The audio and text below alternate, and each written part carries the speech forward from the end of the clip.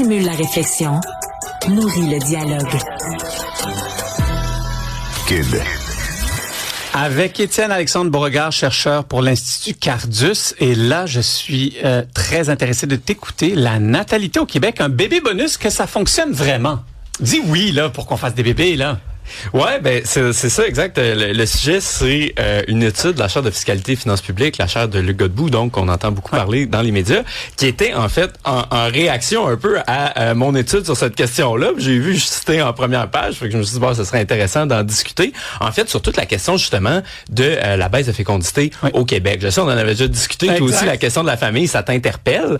Et dans le fond, moi, ce que j'avais dit, puis ça, il y a à peu près personne qui est en désaccord avec ça, c'est que ben oui, évidemment, les déterminants économiques ont une influence sur le choix de le faire ou pas. Après, ce qui est débattu, c'est la question de l'efficacité au sens de est-ce qu'un dollar investi là, c'est la meilleure place où le mettre si on paye directement? Et est-ce qu'il n'y a pas d'autres facteurs qui sont en jeu? Et là, c'est un peu ça que l'étude vient dire. Ils disent, bon, oui, ils disent pas que ça n'a aucun impact. Il y a à peu près personne qui dit ça. Ils disent, par exemple, ça se pourrait-tu que ça coûte un peu trop cher par rapport à autre chose? Oui. Mais moi, j'avoue, ce qui m'a quand même interpellé là-dedans, ce qui me fait dire que je suis peut-être pas complètement dans le champ, c'est que, en fait, si on regarde là, la raison numéro 1 pour laquelle les gens, les familles du Québec n'ont pas le nombre d'enfants qu'ils voudraient, c'est parce qu'on a nos enfants de plus en plus tard. Hein? Pour toutes sortes de raisons, bonnes ou mauvaises, le fait que les études durent plus longtemps, le fait que notamment l'accès à la propriété, ben ça arrive plus tardivement. Exact. Fait que toutes sortes de facteurs avant que les gens désirent, avant de dire, bon, OK, on fait le choix, ben ils sont plus difficile que pour mes parents, par exemple, ou plus encore, mes grands-parents.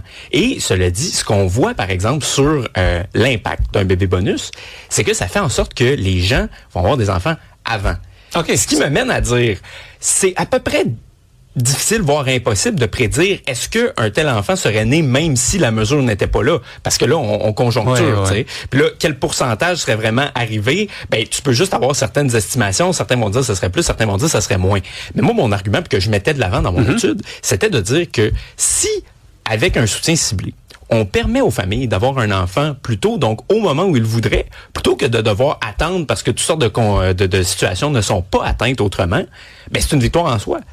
Puis si tu réussis à l'avoir avant, ben à ce moment-là, bon, la fenêtre de fécondité étant ce qu'elle est, tu as plus de chances aussi d'en avoir un deuxième après. Tu es déjà en mode parental, etc. Puis tu as ce mode de vie-là. C'est pour ça que je dis que c'est pas complètement dénué d'intérêt non plus. Mais moi, une question que peut-être c'est très difficile à calculer ou à étudier, mais dans ces parents-là, sur 100 parents qui reçoivent un bébé bonus, lesquels reçoivent le bébé bonus pour vraiment fonder une famille, puis lesquels, on va se le dire, font un bébé pour recevoir de l'argent, là. Ouais, après, je sais pas si ça c'est une objection qu'on entend souvent. Mais est-ce que c'est une réalité connaissant l'humanité là? Oui, mais est-ce qu'il y a vraiment des gens qui ont eu des enfants pour un chèque de 5 000 $? Tu sais, ça ne m'étonnerait pas. Ouais, mais je sais pas. J'ai l'impression que ça, peut-être qu'on l'exagère. Je serais surpris que ça soit le facteur principal parce que en fait, il y a tellement d'implications avec ça 100%. Et tout. Puis après, moi, je pense que là où ces allocations-là peuvent être pertinentes, disons-le, c'est pas quand le gouvernement paye des gens pour faire quelque chose en particulier en disant je l'aurais pas eu sinon, mais en disant j'avais le désir, mais bon, il y a toutes sortes de coûts qui viennent avec. Des fois, hey, est-ce que j'ai besoin, je sais pas, d'un appartement avec une chambre de plus? Est-ce que j'ai besoin, je sais pas moi, d'une nouvelle voiture pour un troisième bébé? C'est toutes sortes de coûts qui viennent avec, puis que des fois, on n'a pas toujours les moyens, parce que bon, il y a beaucoup de Québécois quand même qui vivent d'une paie à l'autre. 100%. De dire, est-ce que c'est pas, en fait, la manière qu'il faut le penser, c'est comme une compensation pour des coûts afférents, pour un désir que tu avais déjà. Parce qu'il faut pas effectivement que ça devienne le gouvernement paye les gens pour faire des choses qu'ils veulent pas. Non, absolument. Mais le 5 000 $, est-ce qu'on aurait plus d'enfants si, je donne un exemple comme ça, là, tout à l'heure on parlait de fournitures scolaires, ça coûte jusqu'à 700 $ par enfant pour rentrer. Est-ce que si on rendrait, on baisserait les prix de l'éducation ou on rendrait ça gratuit littéralement, là, mais un vrai gratuit, vrai gratuit, c'est nous qui payons, là, on se le rappelle. Mais pour que le parent n'ait pas à débourser, est-ce que peut-être cet investissement-là du gouvernement inciterait plus le monde à avoir des enfants? Parce que souvent souvent, ce que j'entends, c'est mais tu sais, j'ai un enfant, mais un deuxième, tu sais, ça coûte cher. Tu sais, ça coûte cher. C'est le mot que j'entends souvent dans ce sujet-là. Oui, absolument. Puis bon, tu sais, 5 000, moi je disais ça au hasard. Là. Mais j'ai pris l'exemple. Là. Mais effectivement, moi je pense que quand on pense aux politiques familiales aujourd'hui, il faut se poser la question comment est-ce qu'on peut réduire le coût d'opportunité entre guillemets d'être parent pour pas que ça soit vécu comme un sacrifice ou un choix déchirant ou quoi que ce soit. Puis là-dessus, je pense effectivement qu'il y a du travail à faire. Puis le point d'ailleurs que moi je faisais dans l'étude, c'était pas de défendre spécifiquement et uniquement une allocation unique à la naissance, c'est de dire par contre que on voit dans la littérature internationale que quand on rend le coût de la parentalité moins important, ben les gens sont plus capables de faire ce choix-là quand ils le désirent déjà. Puis ça, c'est vraiment très, très difficile à contredire dans la mesure où c'est moins de logique. Exactement. S'il y a moins de freins pour la fécondité, ben alors on peut plus facilement réaliser des désirs qui étaient déjà présents. Oui, non, absolument. Il y a comme une certaine logique, mais à la fin, c'est sûr que c'est le choix d'une vie, hein, littéralement, avoir un enfant, une responsabilité d'une vie. Et puis, effectivement, ça coûte cher, même si tu fais très attention. Hein, mettre un humain sur Terre, ça vient avec des conséquences, en quelque sorte.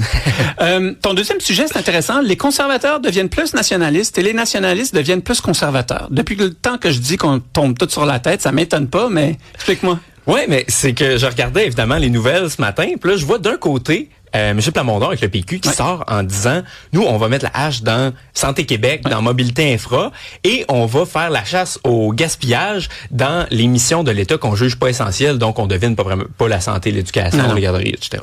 Et d'ailleurs ça nous rappelle mais on a hâte de voir où par exemple. On a toujours hâte de voir où, mais ça nous rappelle la sortie de M. Duhem la semaine passée qui a dit quelque chose d'assez similaire. Bon, M. Duhem l'a chiffré, il a dit 47 milliards sur 5 ans, M. Plamondon n'est pas arrivé avec des chiffres encore, peut-être qu'il va le faire pendant la campagne. Et on voyait aussi dans la section nouvelles ce matin que le Parti conservateur dévoile sa plateforme aujourd'hui et met de l'avant un aspect nationaliste où ils disent on veut un hymne national pour le Québec, on veut une constitution, on veut aussi une loi qui eux appellent une loi René Lévesque là, pour mettre essentiellement la clause dérogatoire sur l'ensemble des lois du Québec, faire en sorte que ce soit les Québécois qui décident comment on se gouverne, pas les tribunaux à Ottawa. Et j'étais content que tu en parles parce que depuis ce matin, en voyant ces nouvelles-là, je m'étais dit est-ce qu'il y a comme un flirting qui se passe entre le PQ et le Parti conservateur québécois? Ben, l'affaire, c'est que moi, ça fait une couple de fois que je dis ça. J'ai l'impression qu'ils courent après les mêmes électeurs, Nicolas. On dirait. Moi, c'est quelque chose que j'ai dit dans quelques livres, de dire que ton nationalisme moyen au Québec aujourd'hui, là, il est beaucoup moins de gauche qu'il l'était dans les années 60-70, quand on a justement construit le modèle québécois, etc.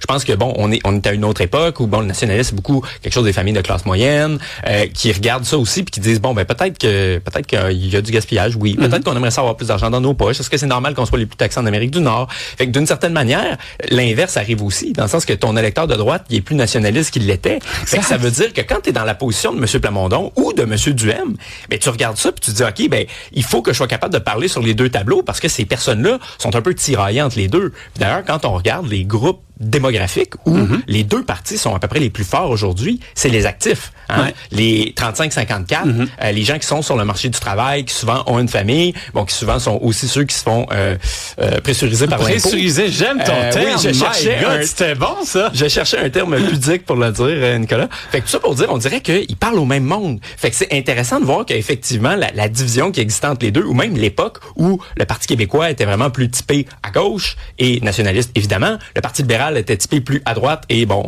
pas nationaliste. Ça a un peu changé dans la mesure où ton électeur de droite, il est plus particulièrement libéral sur les questions identitaires, puis ton électeur de gauche, ben justement, lui, il est devenu un peu plus multiculturaliste et tout. Fait que ça change le paradigme. Mais c'est intéressant parce qu'on dirait qu'il y a un Frankenstein qui est en train de se créer. OK? Parce que il y a le Parti conservateur québécois qui flirte avec, disons, ce qui est à droite du Parti québécois. OK? Et il y a une bonne partie de la CAQ aussi qui rentre là-dedans. Donc là, il y a trois partis bizarroïdes qui est en train de se créer. Après, bon, il y a Québec solidaire que eux, il faut leur donner, ils sont strictement à gauche et ils sont pris dans leur bataille interne. Ouais, c'est ça, ça a pas l'air de marcher beaucoup. Hein. Non, ça a l'air d'être complexe. Et il y a les libéraux là qui ont toujours le même discours depuis ad vitam aeternam. Donc, bon, il y a aucune surprise. Alors, c'est drôle, hein, mais on dirait qu'il y a eu une explosion d'offres politiques. Puis finalement, là, on revient à... Finalement, c'est du pareil au même. Là. Ben, je suis tout à fait d'accord avec toi qu'on dirait qu'on a trois partis en ce moment qui essayent de parler grosso modo au même monde. En fait, ce que ça dit, moi, moi, je suis pas là pour dire si c'est bon ou si c'est mauvais. Non, je fais c'est juste leur choix, hein? analyser. Mais je pense que tout le monde voit en ce moment que si tu es un nationaliste de centre droit au Québec, tu es l'électeur payant. Puis que si on veut une majorité ou même gagner, on a besoin de toi. On a besoin d'aller les chercher. need you. Exact. Fait que ça va être qui l'électeur cible à qui tout le monde va parler pendant l'élection. Je pense que c'est lui puis qu'on vient de le définir ce matin. Ça va être intéressant. Allez, à bientôt. Salut, merci.